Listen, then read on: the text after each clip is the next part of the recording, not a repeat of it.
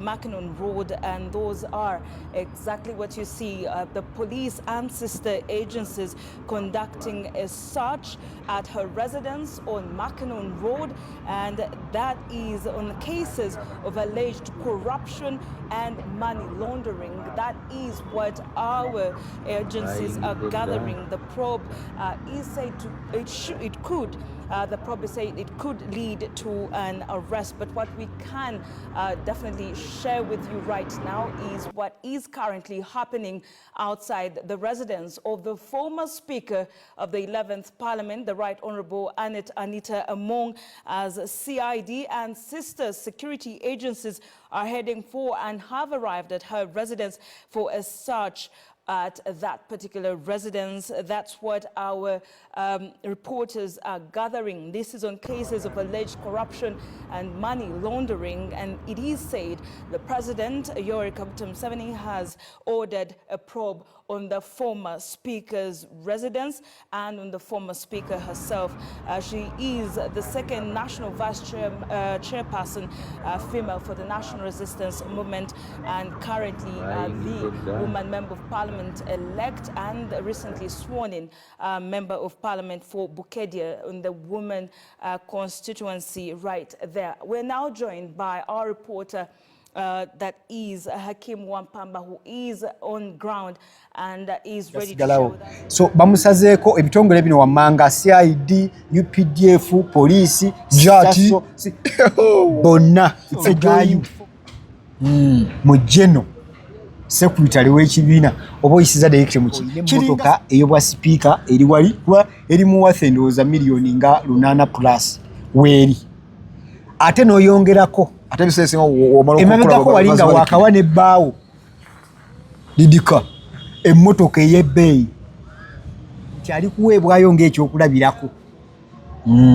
nti bane twabagambye no sleep, twabagamba no corruption, kakati tutandikiddewo example zitandikiddewo. So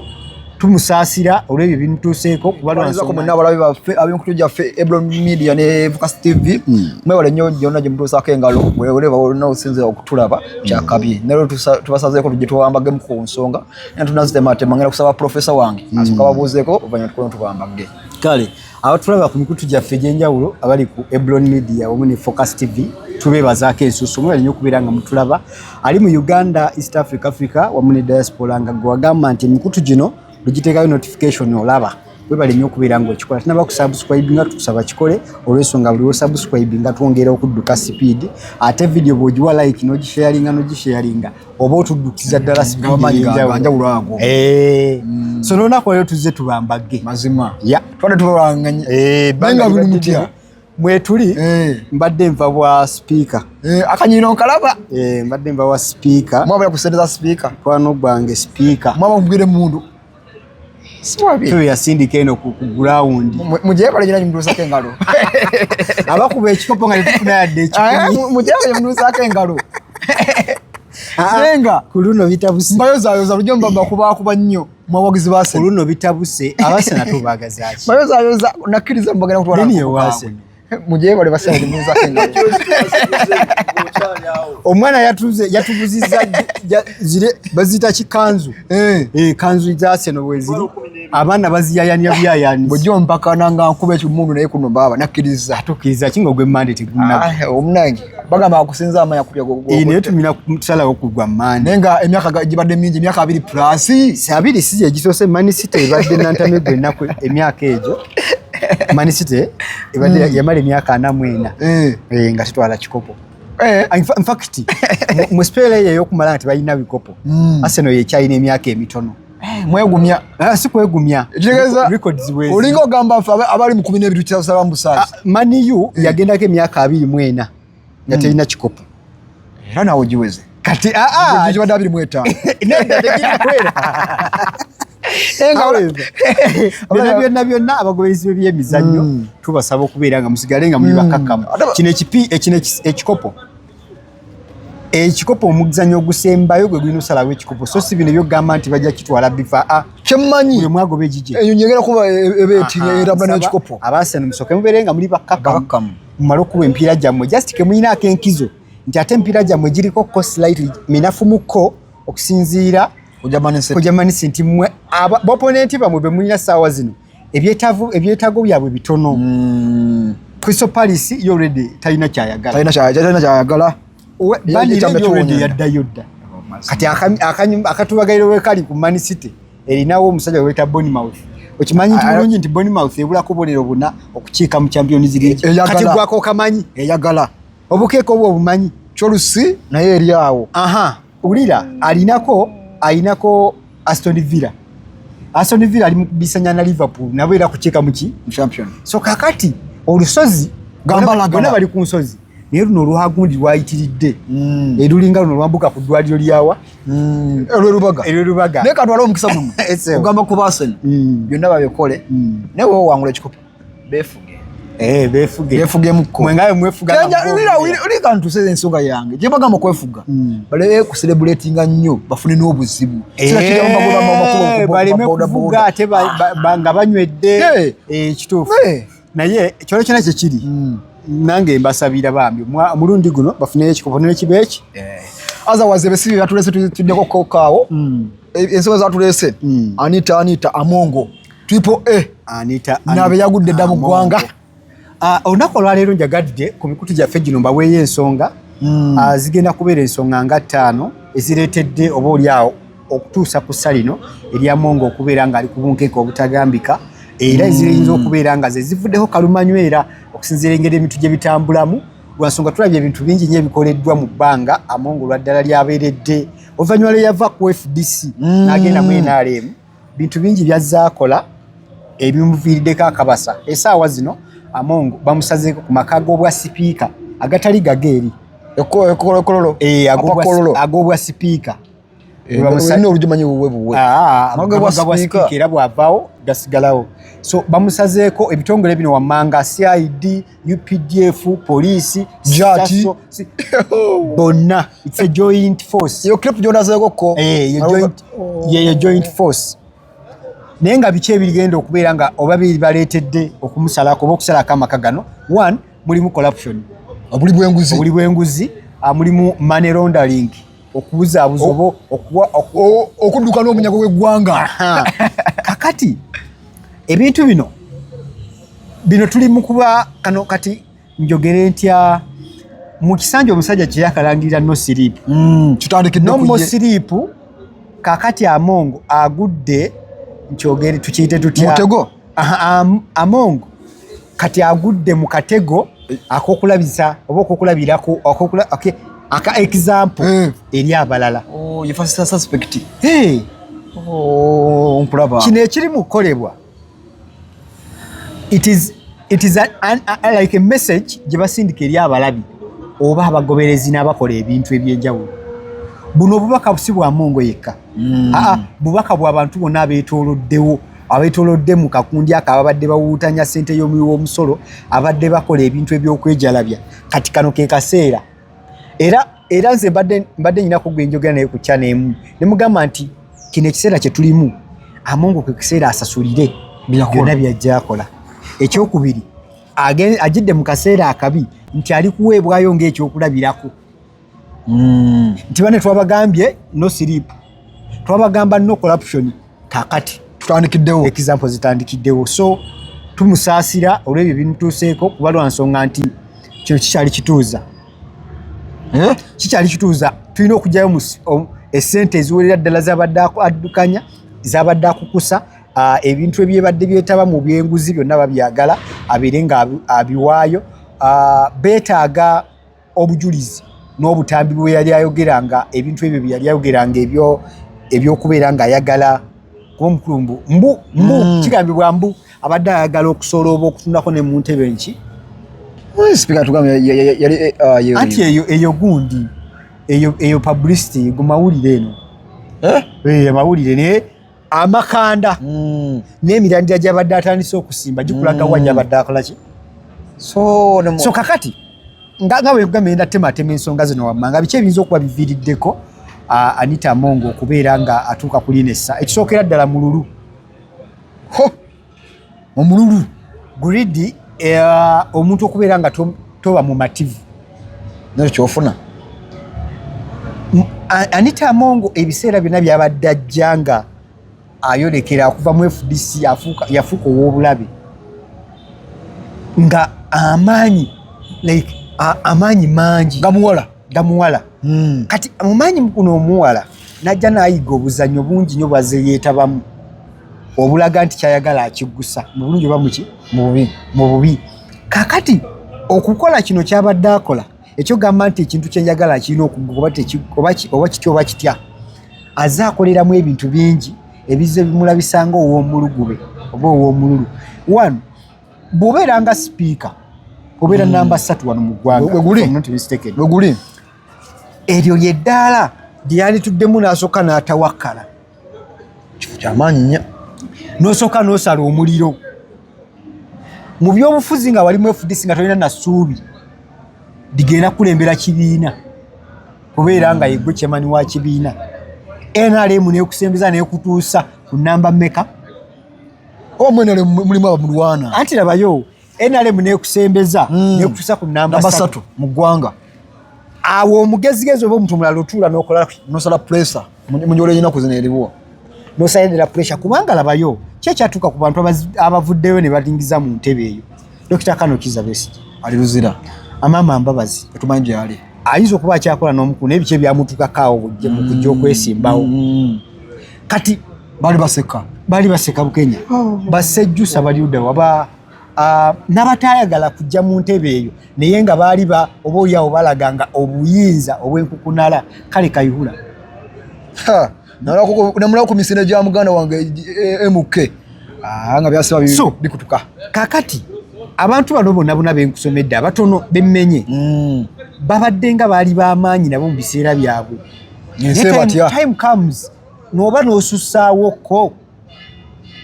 amaanyi ameemanyi kakati akavidiyo baka audio ako kenakusindikidde akasatulatinga ennyo Anita Amongo ng'ayogera ku bintu President Museveni byakola ebikolobero bize bikolebwa munda ne kalinkinga kekamu ku ebiraga omulugube oba n'okuyaayaana speaker kwalina. So this is number 1 lwaki speaker ali mu salino oba lwaki ali mu tuluba lino omululu ku byonna byakoze ngatambula eggwamu obikola naye buli otandika okusoolooba tuyinza n'okuddayo ne bataganjula ebitabo ne bakola by elections eyebukedya yalemesa abaana okwesimbawo kwebyo ebyakolebwa tuyinza okudda mu by elections ebukedya wano nga gumaze okubukka mu vyo gwenguzi bamaze okufuna obujulizi tuyinza n'okuzza n'ekintu tugamba ne nominations waliwo obubbi yakukusa bwati ne bwati byabakama ne bakola bwe bati so kati bwe bulabe bwetolekedde oba speaker bwayolekedde in fact kyana speaker kati former speaker kituufu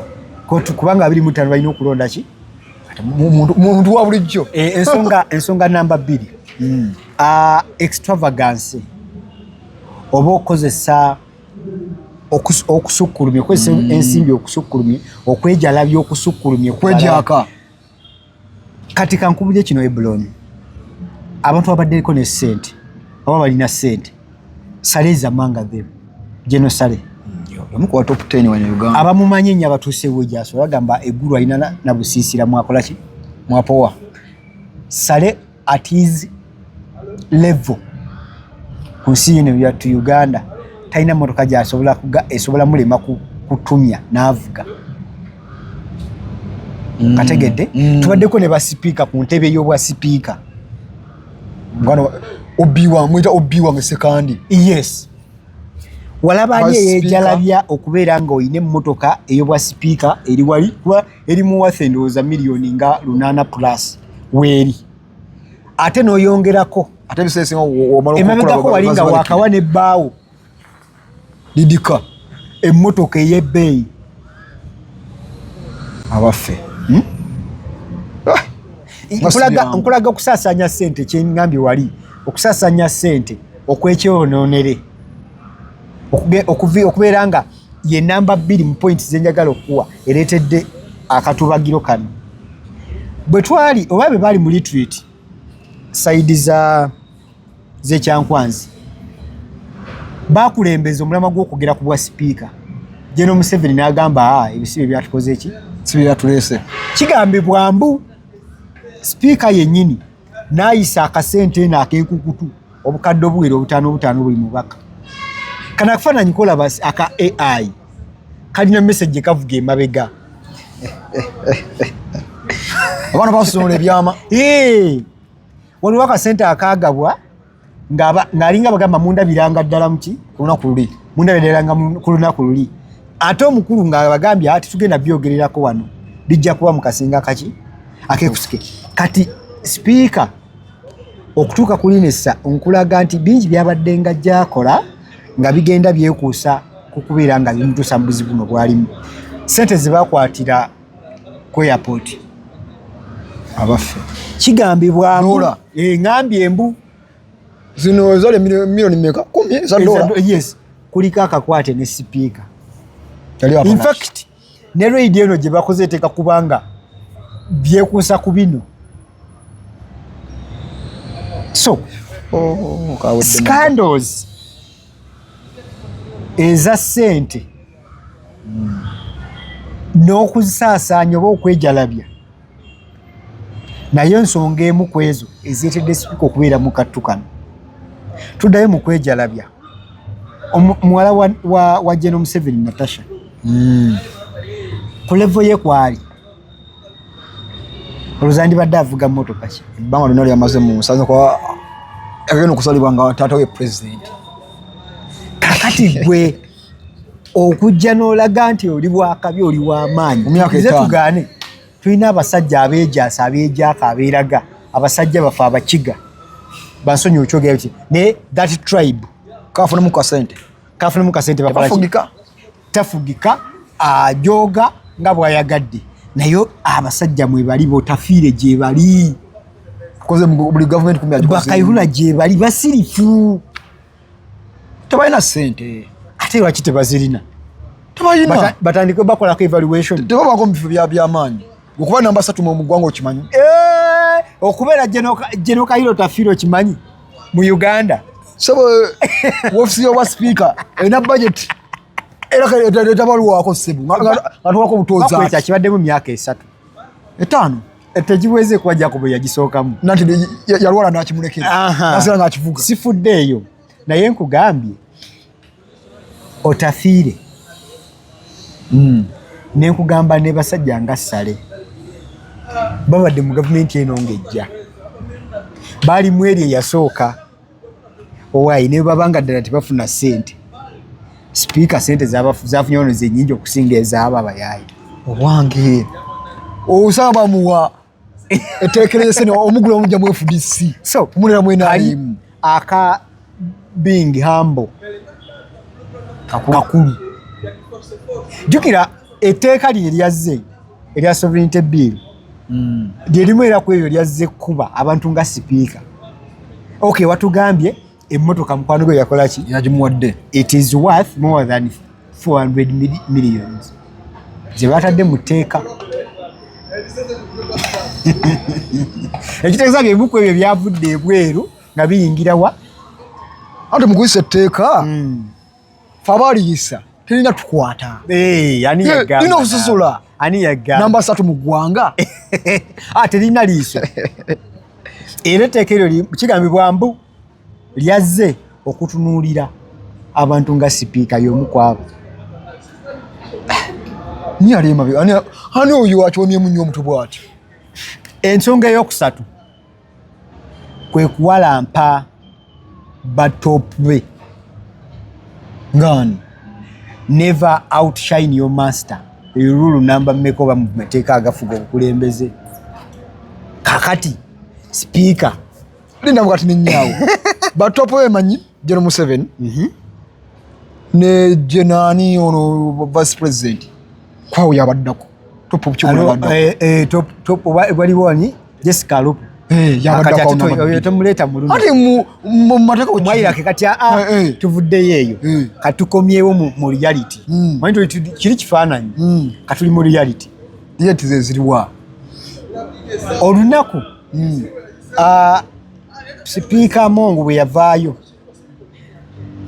n'agezaako okulaga nti ye ayisa olugaayo mu orders eziva ewa General Muhoozi Kainerugaba. CDF ono speaker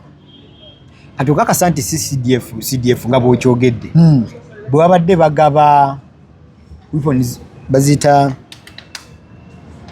pillars of power mu kulayira oyo CDF gwogamba yazireese ate nga zina kuleetebwa jjaaji anti yazazi ekitundu kyakulembera nga kizikuumye kati nkulaga nti bayinza zigwamu awo nebatandisa okulayira asukkuluma kwekyo kyetumulabiramu. So kati Anita Among ayinza okuba akapande yakasoma bubi n'alowooza nti topu ye General Museveni nga gali maje nasoma maje kumbe ku topu ye gyalowooza kuliko enkonge etakoonwako ye General Muhoozi. Saga yino ebaddewo nammere wavaayo n'oyogera n'olaga nti Kabanda byayogedde yeeyogeza bimu bibye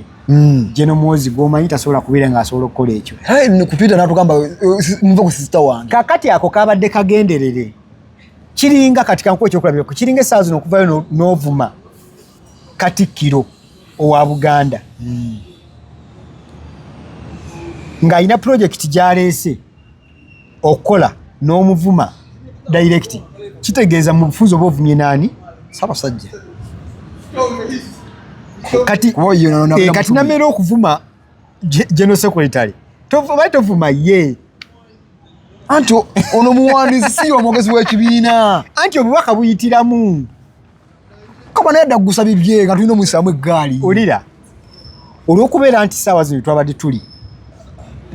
amateeka gava eri waggulu okujja eno bw'oyisa olugaayu mu General Secretary w'ekibiina oba oyisiza direct muki kiringa ssaawa zino oyagala kaadi mu NOP